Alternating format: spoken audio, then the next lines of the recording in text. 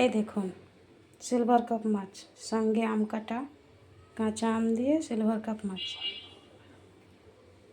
গ্রাম্য ভাষায় বলে গরিবের মাছ। আপনাদের ওখানে এই মাছকে কী নামে ডাকে জানিয়ে যাবেন।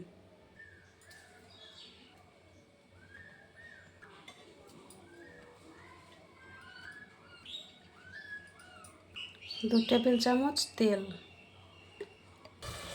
সব একসঙ্গে এবার এগুলোকে নেড়ে নেব।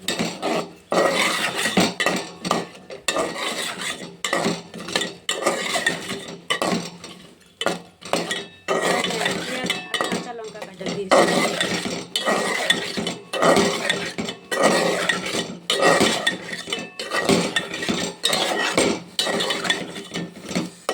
কিছুক্ষণ নাড়াচাড়া করার পর মাছগুলো ফেলে দেব।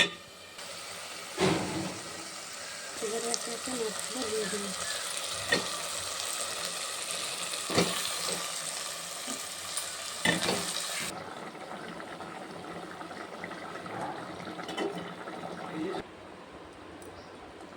এই মুহূর্তে এসে নুন ঝাল দেখে নেবেন, নিজের পছন্দ মতো একটু দিয়ে দেবেন।